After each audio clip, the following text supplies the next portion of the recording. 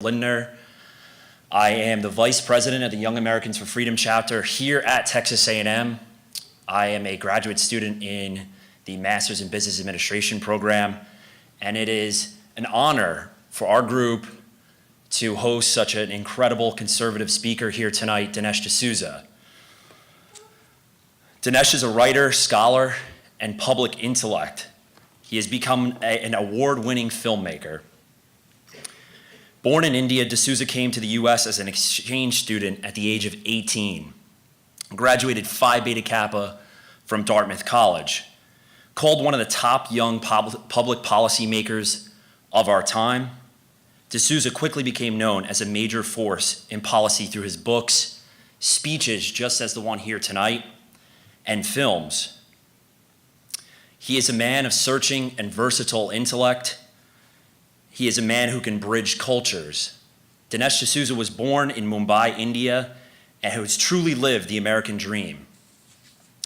He moved to the United States to attend school on a Rotary scholarship. Following graduation from Dartmouth College, he went to work at the Reagan White House as a policy analyst. D'Souza has served as the John Olin Fellow at the American Enterprise Institute and the Fellowship of Robert Rishwain at Stanford University. He's been named one of America's most influential conservative thinkers by the New York Times, and he recently released a movie called Death of a Nation in August. It is now streaming on all platforms and available for purchase on Amazon. It was one of the most influential political movies of the year. This lecture tonight is part of the Young America's Foundation exclusive 10-campus tour titled The Dinesh D'Souza Tour, Fake History Debunked. The generous sponsors of this lecture tour ask that I share the following statement explaining why it is important that we all hear from such a great speaker tonight. Here it is. Students deserve to receive an education based on unbiased facts, not revisionist history. Sadly, too many students today benefit from a robust understanding of the ideas and events that shape our world, because too few schools offer perspectives that challenge the leftist worldview. This is not education, it's indoctrination. And it's not just unfair to students, it is dangerous. We are alarmed that today's young people are taught to believe that freedom, the great protector against tyranny, should be forfeited in pursuit of this progressive agenda. Sponsoring this 10-campus lecture tour to give you the opportunity to consider ideas that may not be taught or even tolerated on your campus. You will be hearing from Dinesh D'Souza today, one of the most intellectual, articulate, courageous scholars. We are pleased to partner with Dinesh and Young America's Foundation to reach thousands of young people to inspire you to pursue knowledge, challenge leftist information, and advance freedom and prosperity for all.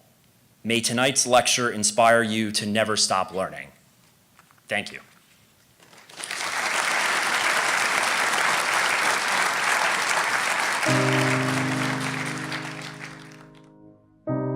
He's a man of a searching and versatile intellect. He is a man who can bridge cultures and understands history and scholarship and politics and theology and philosophy. My guest this week is an author, a filmmaker, a former policy advisor to Ronald Reagan. Mr. Dinesh D'Souza.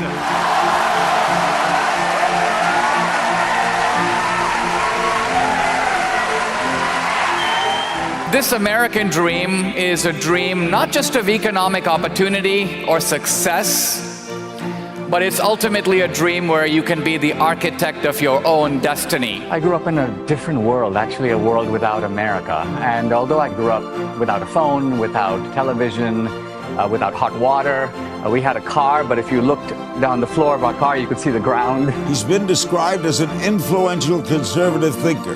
He's a best-selling author, political commentator, and filmmaker. The great man, Dinesh D'Souza, a patriotic man. No longer would I say that I live in a rarefied world of intellectual debate. I've seen the upside of America, and I've seen the downside of America. But at the end of the day, I wouldn't trade the United States for any other country. At at the end of the day, my enthusiasm for American government may have dimmed, but my enthusiasm for this country burns brighter than ever. Thank you very much.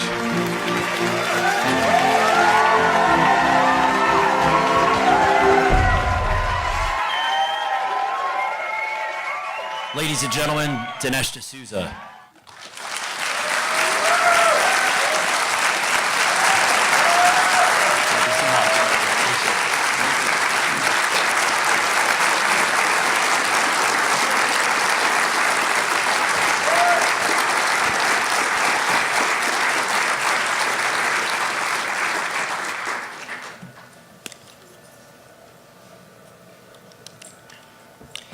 Howdy.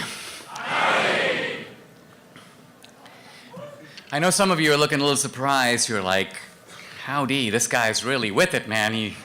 He's got it all down. Pretty soon it's going to be Gig-a-Maggies. And if you're wondering why I'm so cool and how I kind of know the lingo, it's because I actually have a stepdaughter who goes here. Aha! So without further ado, Miss Juliana.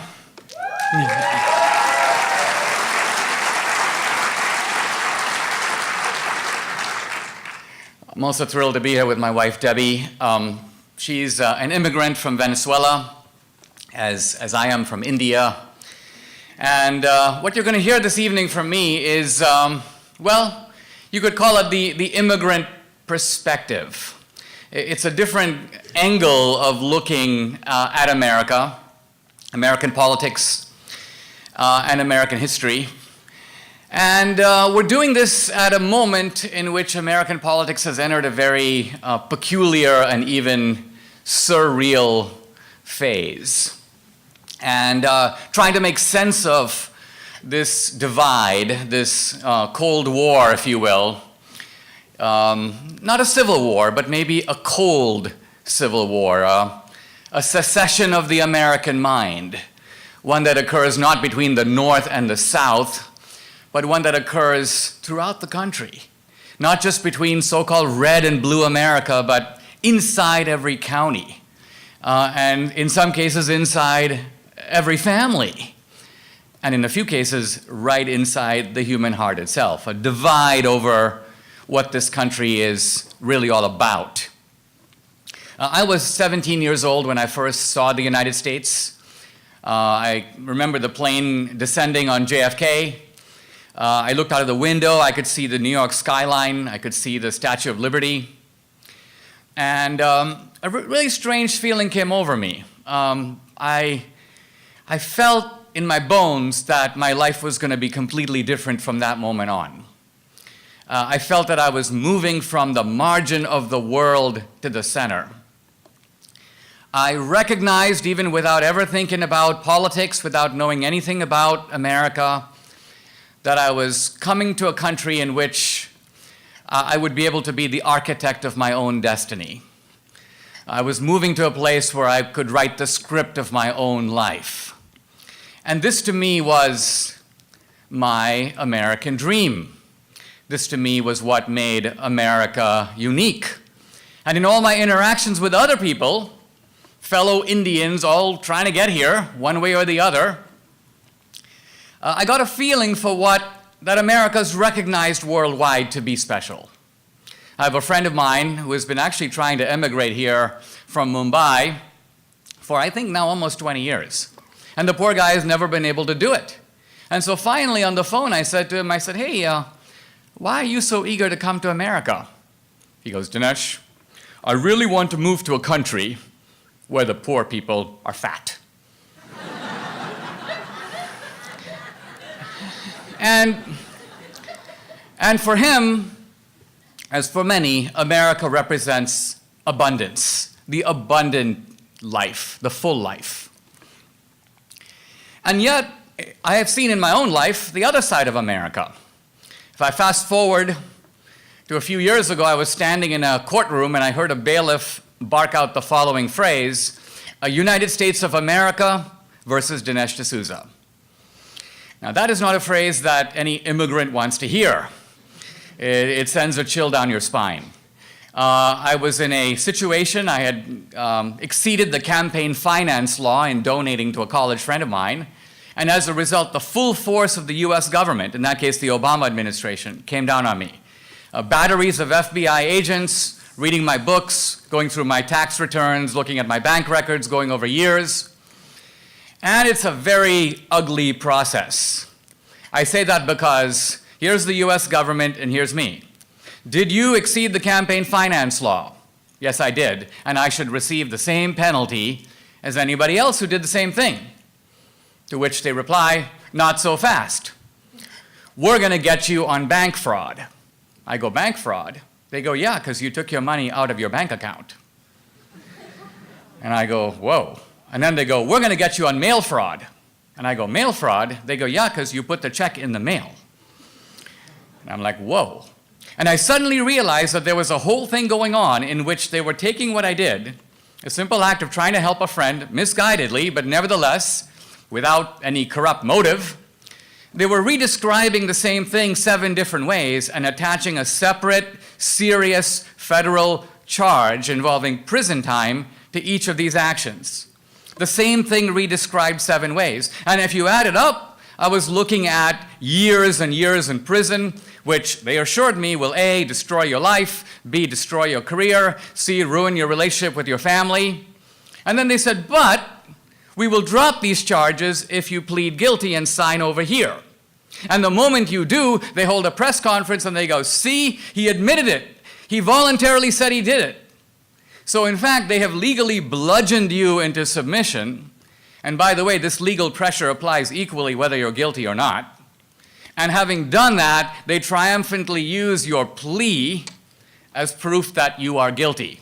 Now, I say all this because it's important to realize that when you watch the news, Paul Manafort, Michael Cohen, you have to realize that what you're seeing is the tip of the iceberg. All of this stuff is going on behind closed doors.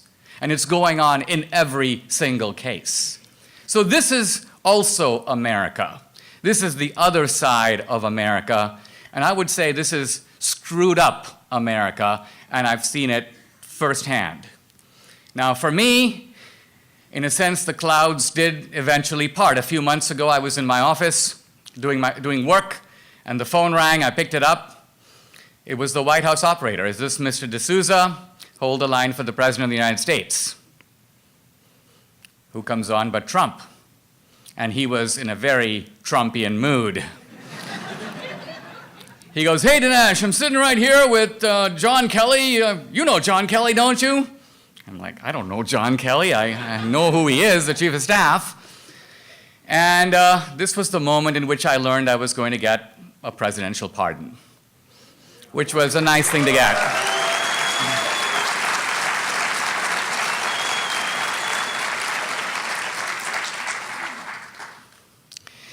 And you know, I almost felt a slight tear welling up in my cheek because so many thoughts were running through my mind. Admittedly, the first thought was actually not even about me. As soon as Trump said, I'm going to do it, I thought to myself, this is a giant up yours to Obama. I saw that right away.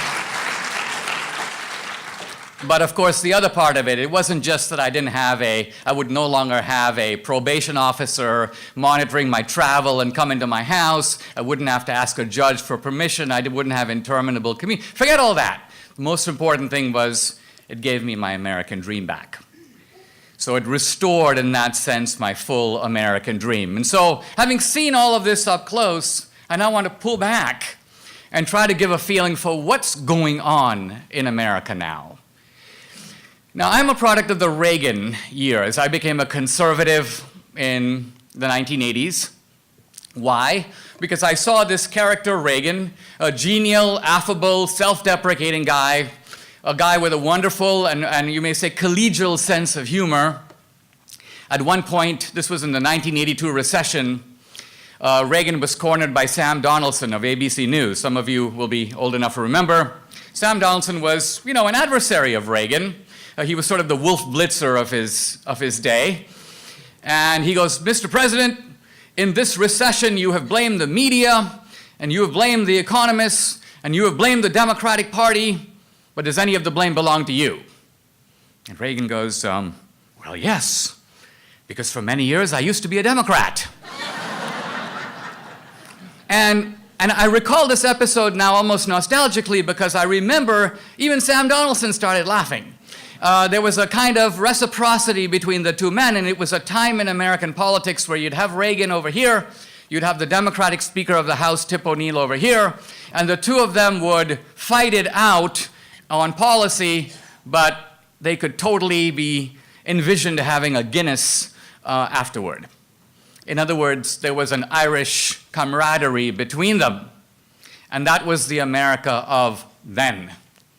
But that is actually not the America of now. And part of what we have to think about isn't just how is it that we have all this craziness? I mean, Antifa patrolling the campuses, threats of violence, talk about kicking the opposition. Where does all this come from? What's really going on? What really seems to have happened at the beginning is people are looking at the same thing, but they are interpreting it in such different ways that you almost wonder if there are two different lenses in the camera. You saw this with the Kavanaugh hearings. You saw the same facts were put out there for everyone to see. There were no additional facts that one side had, the other side didn't know. But nevertheless, two sets of people totally convinced that they're totally right. And you see this in media. If you're conservative and right-wing, you're watching Fox News, Rush Limbaugh, talk radio. If you're on the left, NPR. So suddenly you have different media being supplied to the two different sides. And I want to try to get into this and try to explain what's going on. What's changed in America? Well, one thing that's changed is that in the 80s, I think, by and large, the debate in American politics was not about goals. It was only about means. And what I mean by that is if Reagan stood up and said, I believe in an America that's strong.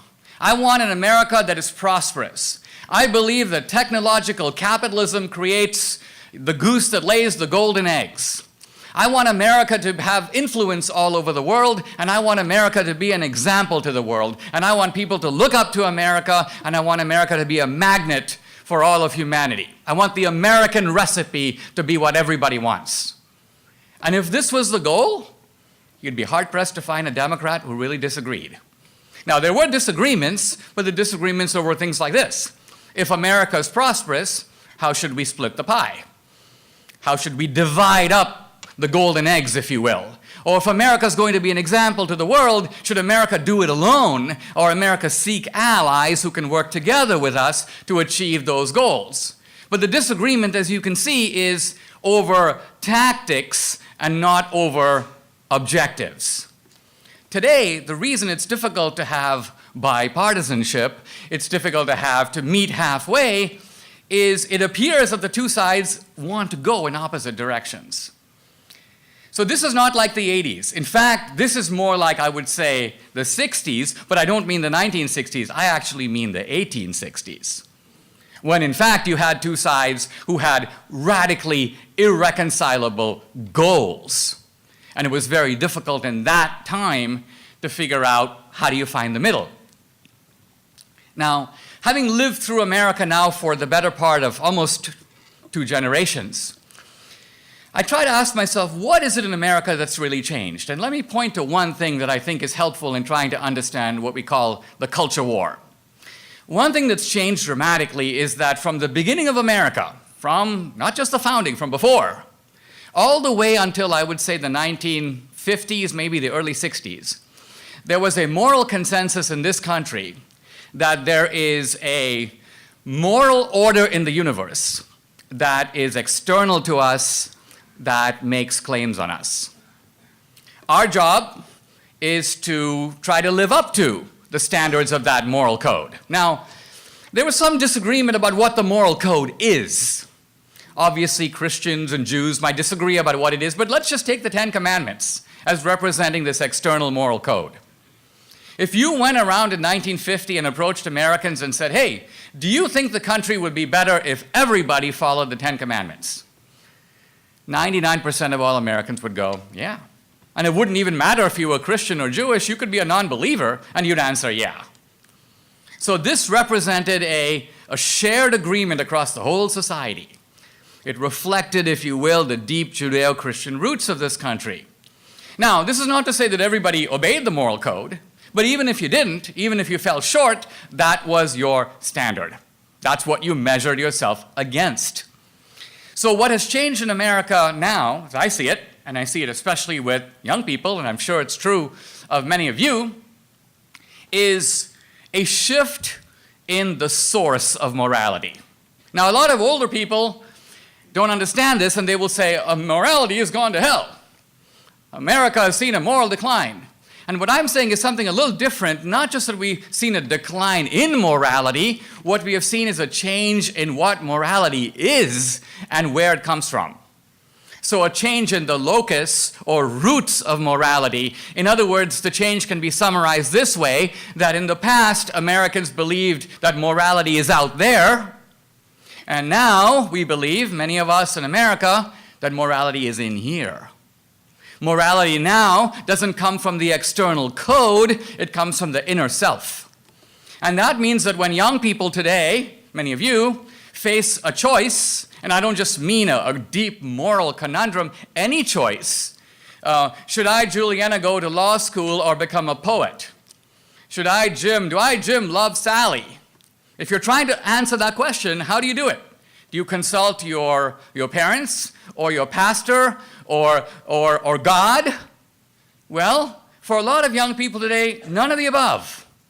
You dig into yourself, you look deep into the sort of inner self, that little being inside of you, to guide you authoritatively about what you should do and how you should be. And this is something that is kind of new in the world. In other words, the self as the ultimate adjudicator of morality. That's something kind of startling. My father would really not have understood it. I remember, in fact, going years back to my dad and saying, "Hey, Dad, I have been thinking about becoming a writer." He goes, "Son, I really think you should do something useful with your life." And I had to try to explain, because he said, "Isn't it a fact that you have been admitted to the Wharton Business School?" And I go, "Yeah." He goes, "Well, why aren't you going?" I go, "Well, Dad, so you see, I kind of feel called to be a writer." And what I was getting at was I was trying to describe the sense of self-fulfillment that I was searching in doing something that I really enjoyed. And my dad was like, "Let me summarize. You are saying that there is a little being that lives inside of you.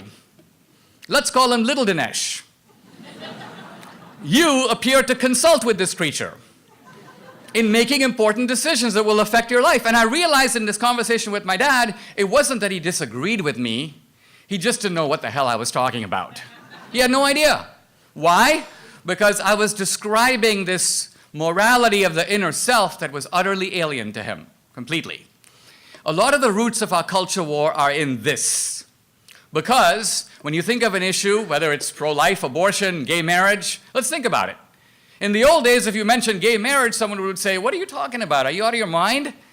Consult the definition of marriage. Look at the external moral code. Remember that marriage has a lot of criteria. It has actually 3 fence posts. The first one is that both parties have to be adults. Second, there have to be 2. There can't be 7. Third, you have to be unrelated. You can't marry a sister. So there are all these fence posts that define marriage. And the fourth one is a man, one's a woman. So that's the external code.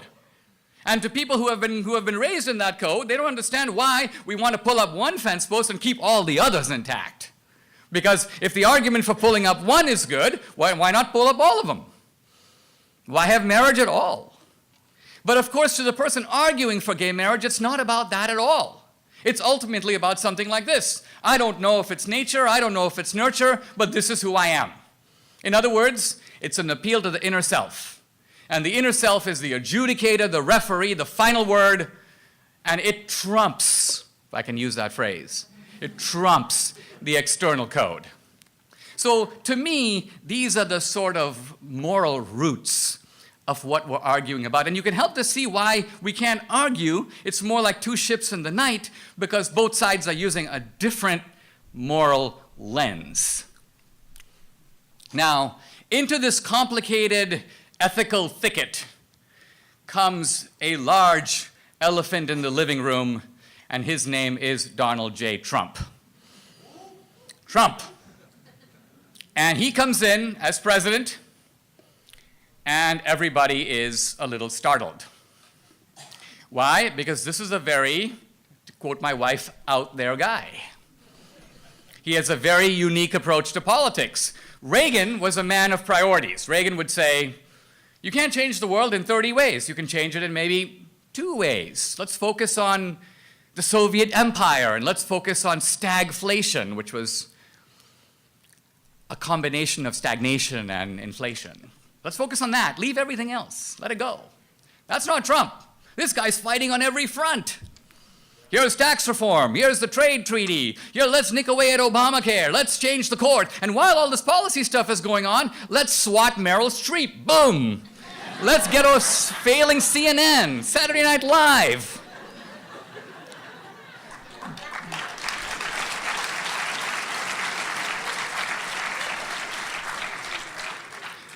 This dude is fighting the political war and the culture war both. Now, at the first glance, this appears to be insane. We didn't elect Trump to fight a culture war. But the truth of it is that Trump recognizes that the fight is not just between the Republican and the Democratic Party. The Democratic Party has 3 extremely powerful allies: academia, the media, and the entertainment industry. And this is the, you may call it, outer fringe of the Democratic Party that is actually more powerful than the Democratic Party itself, and does the work of the Democratic Party, but does it in the name of neutrality. And so this is what the Republicans are up against. The other thing that's going on, which I think is very troubling, is the gangsterization of American politics that has occurred really in the last 10 years. And by the gangsterization of American politics, I mean this. It is the idea that the person who disagrees with you isn't your critic, he's your enemy. You have to shut him up or take him out. When I was dealing with the US government, this is the Holder Justice Department and this is the prosecutorial agency in New York, it was very clear to me that if they could have imprisoned me for a $20,000 donation with no benefit to myself, if they could have imprisoned me for 10 years, they would have been delighted to do it. Their goal? Take this guy out. And people say, well, why would they want to take you out? And the answer was that just a few months earlier, I had made a movie about Obama, but it wasn't a critique of Obama's policies. I exposed Obama as a flagrant hypocrite. Why? He had been going all over the country saying, we are our brother's keeper. Very Obama-esque. And I went to Kenya, where I found his actual brother in a hut in Nairobi, where if you stretched your 2 arms, you would hit the walls. And walking through the muck, we sat down in an interview, and I asked his brother, what has Obama done to help you? And the guy goes, absolutely nothing. He hasn't lifted a finger to help me. And here I'm living in third world slumdog millionaire style poverty. So to put this on the screen, well, it upset the president. And I should have, I was kind of dumb. I was an immigrant in a way. I was like, I should have realized that the empire is going to strike back. Now, frankly, when I go to campus and I tell people this, they go, Dinesh, come on, be ridiculous. I mean, what makes you think Obama even saw your dumb movie? What makes you think he cared about it? And I go, well, the reason I think he cared about it is that right after the movie came out, vituperative attacks began to appear every day, attacking me by name on a website that happened to be called BarackObama.com. That's kind of where I got the idea that I had pissed him off.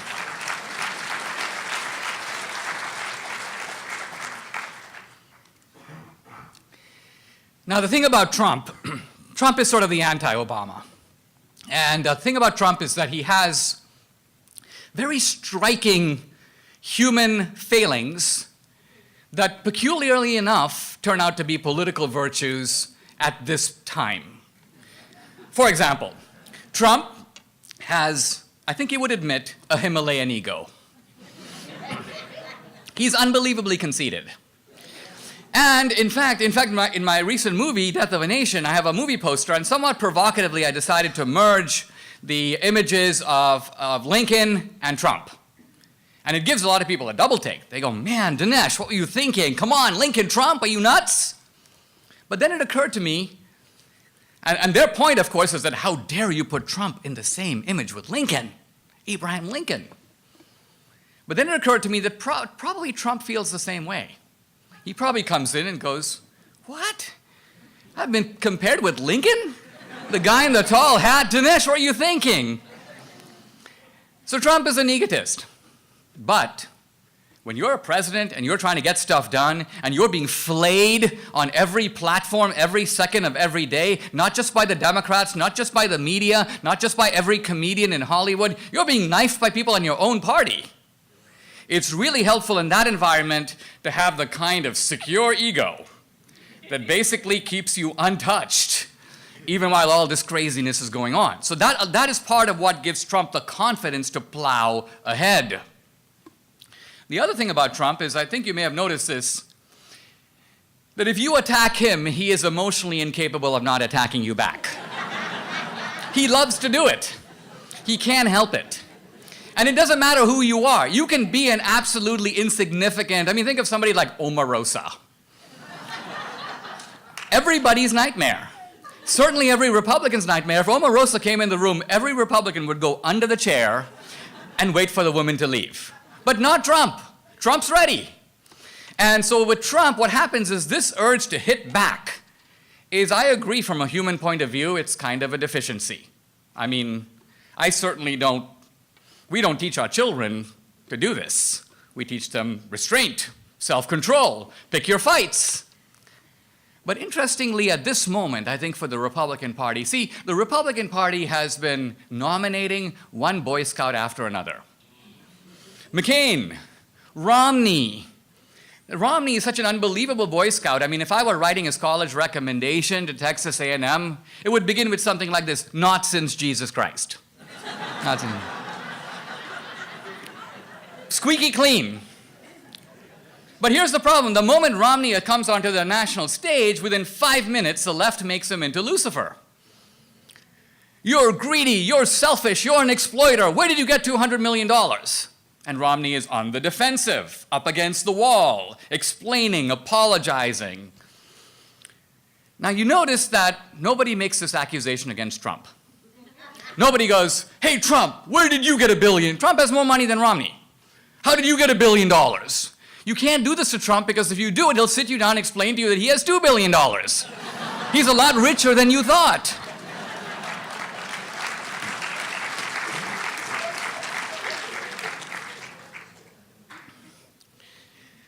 So with Trump, this desire to hit back, I think, reflects a tendency in the Republican Party now to say, okay, if you gangsterize one side, the other side has to get tough.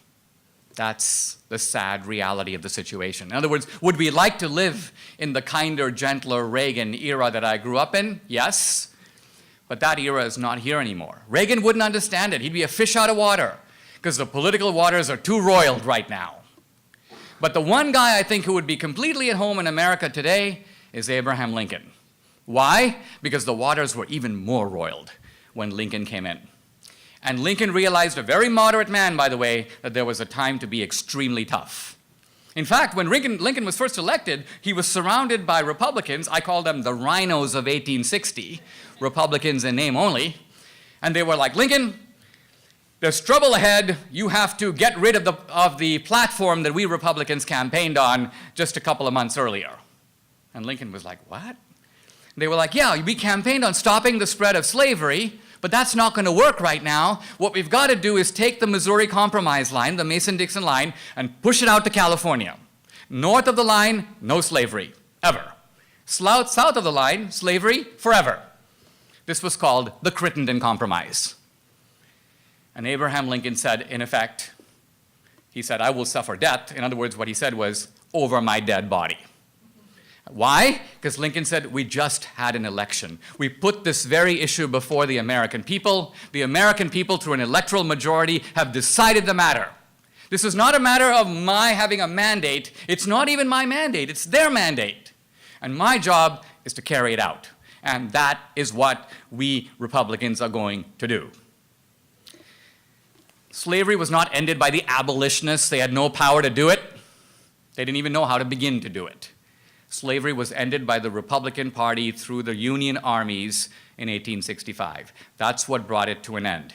And Lincoln realized that throughout that process, he had to be extremely tough, and he had to stiffen the spine of the Republican Party. In fact, it came to his attention when the Union Army began to deploy black soldiers that when those soldiers were captured by the Confederacy, they were summarily shot.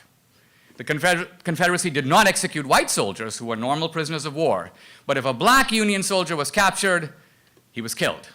And when this came to Abraham Lincoln's desk, Lincoln issued an executive order, in my opinion, the most barbaric order to come out of the northern side of the war. For every black Union soldier executed by the Confederacy, one Confederate soldier will be summarily shot. Now, why would a moderate man like Lincoln do that? The reason is that Lincoln realized that there is only one way to make them stop. You have to do to them what they are doing to you. And if you don't do that, they'll keep doing it. And to apply this analogy in a different context now, take Antifa roaming the campus, bludgeoning speakers, causing universities to cancel events, block this and stop that. If you let that happen, the bottom line of it is they'll keep doing it. Why? Because that's how they define success. Success is stopping a rival point of view from being heard. And so it is of supreme importance not to let that succeed. Very recently, Condoleezza Rice was given a graduation speaking spot at a university in New Jersey. There was a protest. We'll disrupt her speech. We'll shout. And Condoleezza Rice, very ladylike, withdrew. I don't want to speak at any college that doesn't want to have me. And all the Republicans would cheer, very ladylike, very gracious, wonderful, what an example. But that's not my view of the matter. My view of the matter is that this is a disgraceful abdication. Why? Because if Condoleezza Rice can be canceled and speaking on a campus, no conservative will ever set foot on that campus again. If she is too much for them, who is not? And so what we have in America today, and we all know this to be true in our hearts, whatever our politics, there is a chill wind blowing through the world of American culture, politics, and ideas, and it suffocates you in saying what you think and being who you are and being able to speak your mind. Now, the more conservative you are, the more you feel this pressure.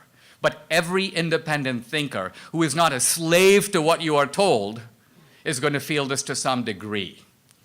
And my bottom line message, I've said a lot of things here, but my bottom line message is, it is a part of your own human dignity, it is a part of your intellectual liberation not to put up with this nonsense anymore. And that means you have to figure out ways to undermine the culture of intolerance. And hey, people tell me, oh, Texas A&M's a conservative campus. Yes, it is, but it's even here. And the fact that there is the chill wind even here means you can just imagine how bad it is in other places where the left has more of a, not just a dominant position, a monopoly. When I was an undergraduate at Dartmouth in the early 80s, I could have named 10 conservative professors off the top of my head at Harvard. I knew them by name. I read their work. Today, I'd be hard-pressed to name one. And to my knowledge, there's not a single outspoken conservative in that entire university. They're having a big law case right now about diversity, and they keep chanting diversity this and diversity that, and we want to have gender diversity, and we want to have racial diversity, but the one kind of diversity they'll never mention is intellectual diversity, because they have very little of it. And that's the most important kind of diversity on a college campus.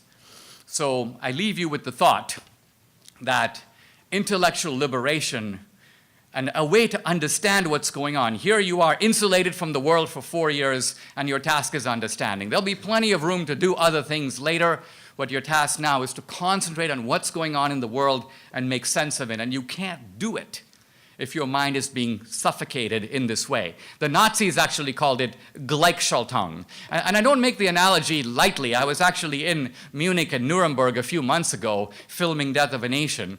And I saw an interesting sight in all these museums. They were talking about the Nazi era of people draping the swastika flag off their balcony or doing the Heil Hitler salute. And I watched it for a while, and I'd seen it in the war movies, but I'd finally asked the question to myself, I go, why do that? Why do Heil Hitler? Where's Hitler? He's not there. Who are you heiling? Why are you flying this dumb flag off your balcony? What are you trying to convey? What are you communicating? And then it hit me. What the family that puts that flag off their balcony is communicating is, I am a humble sycophant. I am a non-troublemaker. Don't look to me to think for myself. What I'm signaling by this flag is, if you tell me what to do, including kill a bunch of Jews, I'm ready. Just tell me how many and where and how to do it. So in other words, what this signals is conformity. I will march in lockstep. And what we in America call political correctness now, that's our Gleichschaltung. That's our enforcement of an ideology so rigid that if you're at Google and you write a memo, they'll fire you. And if you're in Hollywood, you write a script that runs athwart the studio bosses, they'll make sure you never work in that town again. And if you're a young professor looking for tenure at Tulane or Oberlin, they'll make sure that your career is squashed. This, to me, is the ugly face of America. It's not the America I fell in love with when I was a kid. It's not the America I believe we want. A lot of our politics now is over which America we're going to have going forward. And I want the America of big possibilities and abundance and choosing your own life and thinking for yourself. An America in which we are all ultimately free to dream our own dreams. Not the dreams of my father, but my own dreams I can dream for myself. It's what Reagan called, in a beautiful moment, morning in America. Thank you very much. Thank you.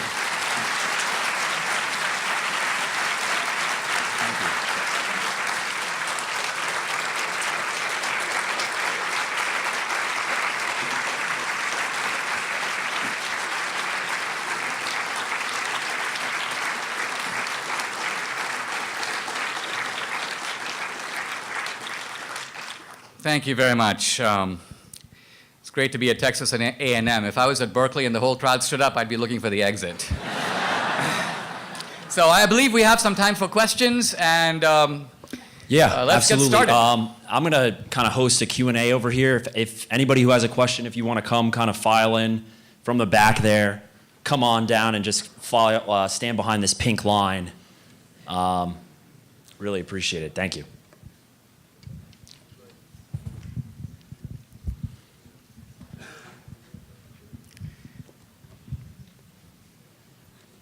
And whenever you're ready. All right, let's get started.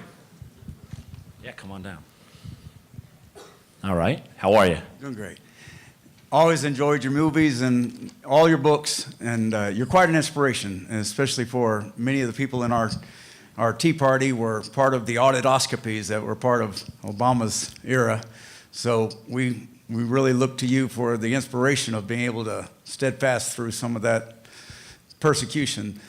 One question I have is, when they say when you don't have safety, where you can't leave in the old days, you couldn't leave your ranch and know that it would still be there when you got back, and you had no liberty. And we're kind of seeing that now, where we're afraid to step out and be political, to be outspoken, to know that we're going to have a business when we return home, so to speak. And we are, in a sense, losing some of our liberties without having even left our homes. We're seeing a situation where it's hard to be outspoken, and it's easier just to not even be in business in some cases, take your toys and go home. That's one of the biggest downfalls that we're seeing right now, is so many people are taking their toys and going home and not playing a part in the capitalist system. I'm really happy that our economy is doing well, but there's still people, what are your words of advice for people who want to try to persevere, such as yourself, and be able to be outspoken and not worry about their ranch not being there when they get home, metaphorically? That's a very important question, and I think this is actually the fear that has been spreading, particularly in Republican ranks, over the past 2 decades. In other words, for a lot of Republicans, they felt they were kind of like the wildebeests on the Nature Channel. And that is to say, you're going to be eaten, but you hope it's going to be last. And so there's a sort of a frightened tendency. And by the way, this was actually delightful to the left, because they kind of had the Republicans where they wanted them. This is kind of why Trump is so unmanageable, because Trump has no sense of this. Trump basically, not only is he's the wildebeest who actually charges against the lion. and the lion begins to retreat. I have found in my own life that there's a certain safety in being completely on the front line. Now, this seems absolutely crazy. My wife doesn't totally agree with me on this. But my view is that, for example, when I was in the confinement center, locked up for 8 months overnight with hardened felons, I realized that there's only one guy in this entire group of 160 of us, all sleeping in dormitories. And some of them white-collar guys, but many of them not. And I realized there's only one guy in this entire group who's going to walk out of here and have his career just the same as it was before, and that's me. Why? Because I'm a public figure, and everybody knows my case. And so if I come out, people aren't going to say, hey, you're a doctor and you overprescribe pain medicine and you'll never get another patient again. Your career's finished. You better go sell real estate. That was the condition facing white-collar guys in confinement. Their lives were destroyed. But mine wasn't. Why not? Because ultimately, my case was public. It was out there. And in fact, when Trump came on the phone, the first thing he goes to me, he goes, man, he goes, you know, I've known about this case for a long time. He goes, man, you got screwed. He knew that before he became president. Now, it took Senator Ted Cruz to put the question to Trump and say, hey, will you pardon this guy? And Trump goes, done. Done. So be brave. It can pay off. Thank you.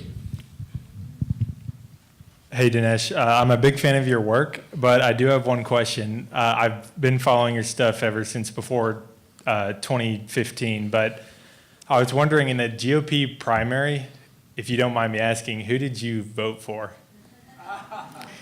Well, this question actually is a question that I not only don't, it's not that I don't want to answer, I can't answer, because in the GOP primary, I couldn't vote. See, when I was convicted of a felony which took away all my rights, so I couldn't vote. Now, I made a movie, Hillary's America, and I will say my wife and I were actually married by Rafael Cruz, Ted Cruz's dad. And I mentioned this just to give you an idea that's a little bit where our politics are. But the moment that Trump became the nominee, I came on the Trump bandwagon. Why? Because I know American politics is fought in teams. And at the end of the day, it's a team that makes things happen. And so I was never a Trumper or any of that. And I must say, I've been amazed at Trump's ability, almost single-handedly, to take on what would seem to be invincible odds and still keep standing. I mean, controversies that any other Republican would be down on the floor. And this is what has surprised the left. Okay, we got Trump, Stormy Daniels. Okay, Stormy Daniels. And Trump is like, Stormy Daniels, what else you got? So, Thank you.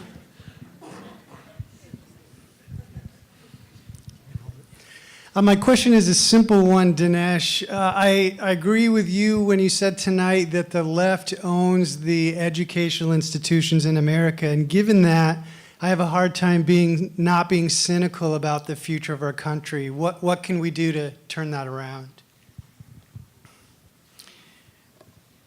in the longer term, we have to transform the climate. And by this I mean not necessarily even transform the institutions, which may be really hard.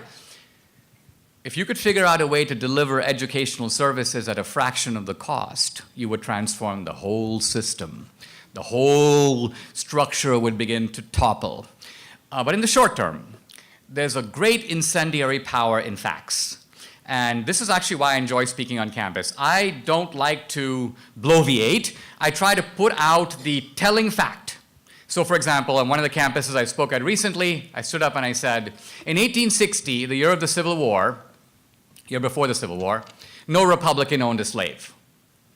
I said, not no Republican leader owned a slave, no Republican in the United States owned a slave. And the beauty of this kind of statement is first of all, it appears, to my knowledge, in no high school or college textbook. It has never, to my knowledge, been in a book. It's never been on the History Channel. It's not on Wikipedia. And yet, there it is, fighting words. And it's a scientific statement in the sense it's beautifully refutable. All you have to do is give me the name of one Republican who owned a slave. I would have to take it back. But to this moment, 2 years since I first said this, not a single valid counterexample has surfaced. One guy wrote me from the University of Michigan several months ago. He goes, Dinesh, I gotcha. Ulysses S. Grant owned a slave, a solitary slave, mind you, on his wife's side. And I go, nice try, pal. And that's an almost touche, but I have to point out to you at the time that this happened, and in fact it did happen, Ulysses S. Grant was a Democrat. So now the beauty of this kind of stuff that I'm talking about now is young people can check it out. If I say that the racist Dixiecrats never became Republicans, 95% of them remain in the Democratic Party, they died as Democrats, you could pull out your phone and check it out in 5 seconds and see if what I'm saying is true. So the incendiary power of facts and the ability to check them out very quickly allows you to call into question whole narratives, massive works that have been produced by BS artists of great subtlety and cleverness and elaborated over decades can be knocked down with a single battering ram of facts. And a lot of my movies and books are aimed at doing exactly that. So that's, to me, a first step. Thank you. Thank you. Hey, Dinesh, a little nervous, but so you pointed out that there's been a change in morality. If you could pick a point in time, where would you say morality began to change? For me, I say it really started when we began redefining marriage, which I believe affected the family, the most fundamental piece of society. What's your take on that? My take on it is this, that what could be called the new morality, the morality of the inner self, it was there in Western culture even 100 years ago. 100 years ago, you'd have to go to the left bank of Paris and Greenwich Village in New York to find bohemian communities which appeal to this new morality. But it was not mainstream. It was confined to those enclaves. And what really changed starting around 1960 is that this bohemian morality, which was considered weird, outlandish, whacked, began to permeate into the mainstream of society. And that was the popularization, you might say, of bohemian morality, which has now become, you may say, our morality. Okay? Thank you.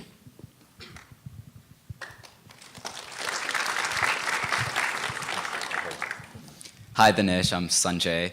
As a conservative Indian American student here at A&M, I really look up to your political significance. And I was wondering, what type of tips do you have for students like myself to gain that level of political significance? The question is how to educate yourself as a political conservative. And I think the answer is to stay enmeshed in the world, which you are, but also to recognize that there are important thinkers and important books that don't answer immediate questions, but that do answer permanent questions. When I was in my 20s, there was no Fox, and I didn't look up to radio hosts. My heroes were people like Irving Kristol and Solzhenitsyn and Friedrich Hayek and the economist Milton Friedman and William F. Buckley. And so these were figures of philosophical, historical, economic, intellectual weight. To me, one of the saddest things about today is I look around the world and I look around at the American landscape and I don't see replacements for those figures the way they were then, whereas today's Hayek, for example. And so the charlatanism of our own day is more difficult to take on because we don't have the figures to do it. So I would recommend that you try to develop your mind at the philosophical level as well as at the contemporary level. And that combination, which is the key to my books, they're all anchored in history and philosophy. When I do debates, even with atheists about God, I don't appeal to the authority of Scripture. I appeal to history, philosophy, anthropology, modern physics. And so doing it that way, you speak a common vocabulary that the other side can understand. So I would suggest pushing in that direction. Thank you, sir. Okay. Thank you.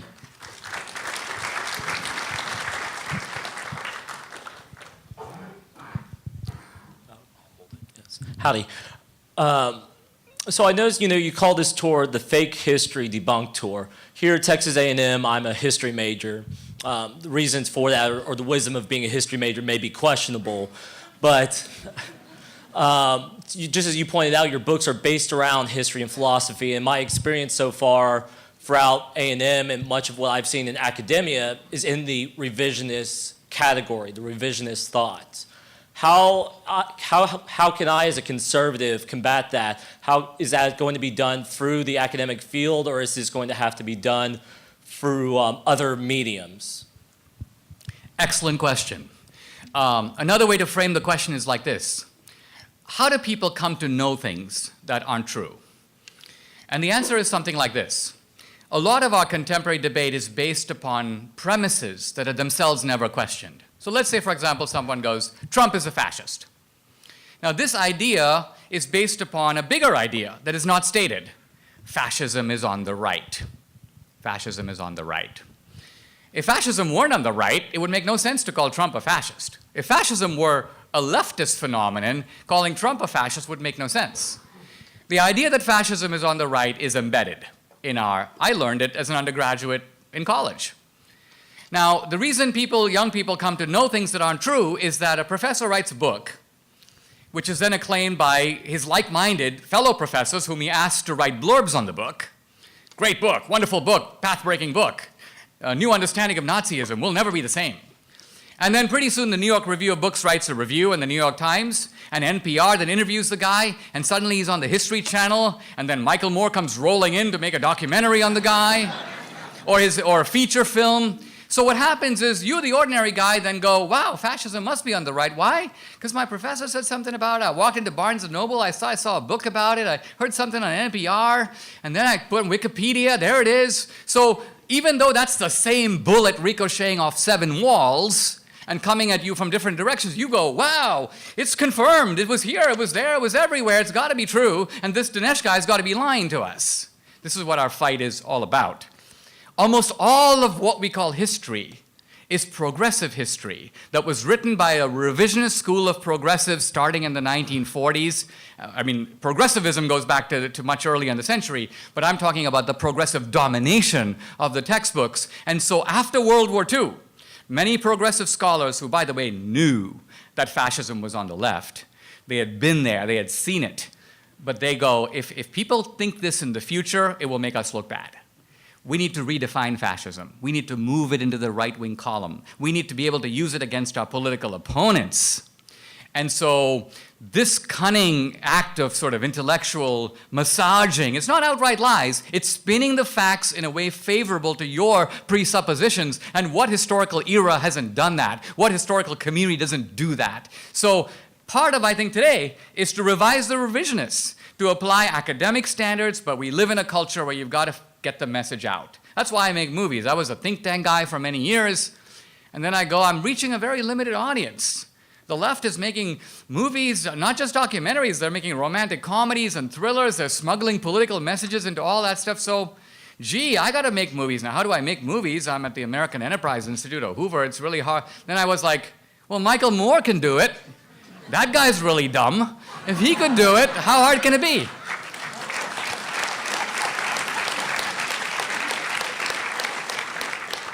Okay, next question. Thank you. This will be the last question here. Hey, Dinesh. Big fan of your work, so thank you for coming out. I'm currently interviewing at medical schools right now for next fall, and at these interviews they always ask us, or they always tell us that the healthcare system is messed up, and everything costs too much, and what we would do to fix the healthcare system in America.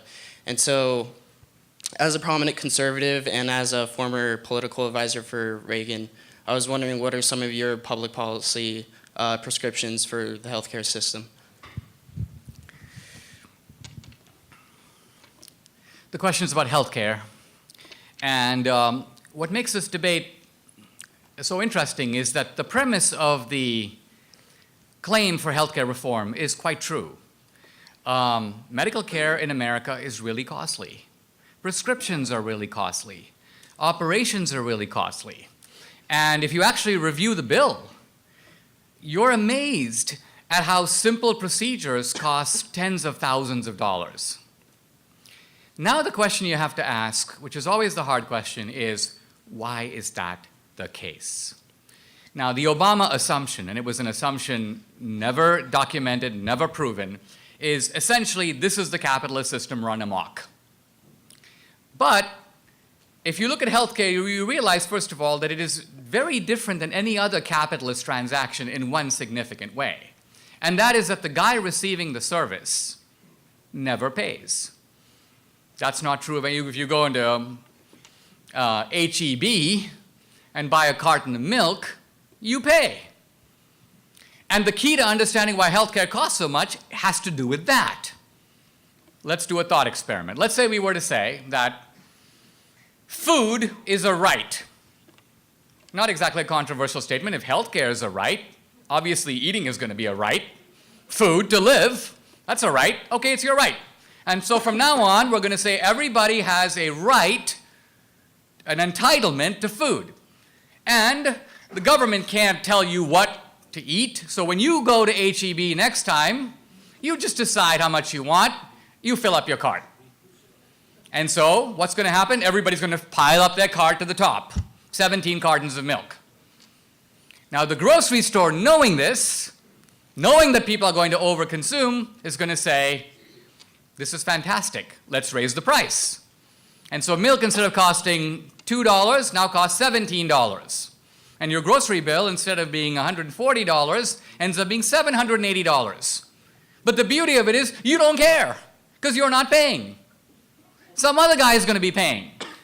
So what happens here is, if you really think about what's really going on here, is it is a collusion between you, the customer, and the grocery store to screw some third guy, who's the guy who's actually going to pay the bill. That's what's going on with healthcare. And Obama fully understood this, and Obama realized that what he was portraying publicly to be a collusion between him and the American people against the evil insurance companies was actually the exact opposite. Because behind closed doors, Obama was meeting with the insurance companies and saying, listen, I got a deal for you. I want a government takeover of healthcare. You won't like that. However, here's what I'm going to give you in return.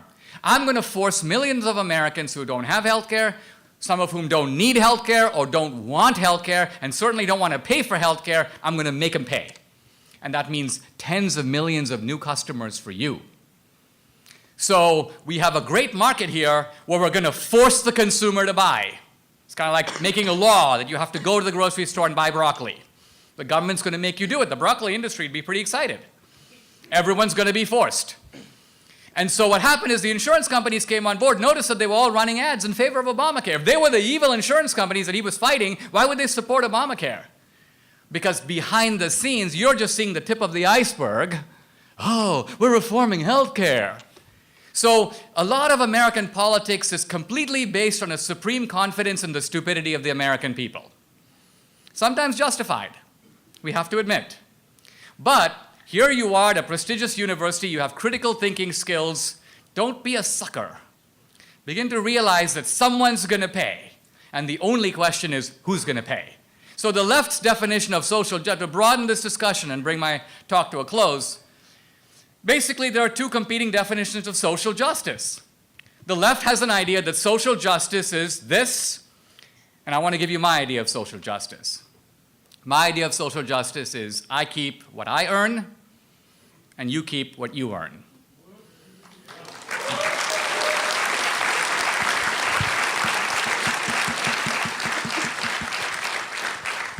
Unless you can show that I'm ripping you off, if I am doing better than you or you're doing better than me, it's of no consequence. The brain surgeon has the same right to keep the revenues of what he earns as the street sweeper has to keep the revenues of what he or she earns. That's the key to social justice. There's a case at Harvard right now in which essentially Harvard, the most prestigious university in the country, is arguing that it has a right to discriminate against Asian Americans. Why? Not because Asian Americans are discriminating against anybody. Not because they even did so in the past. It is for the sole reason that they are outcompeting others.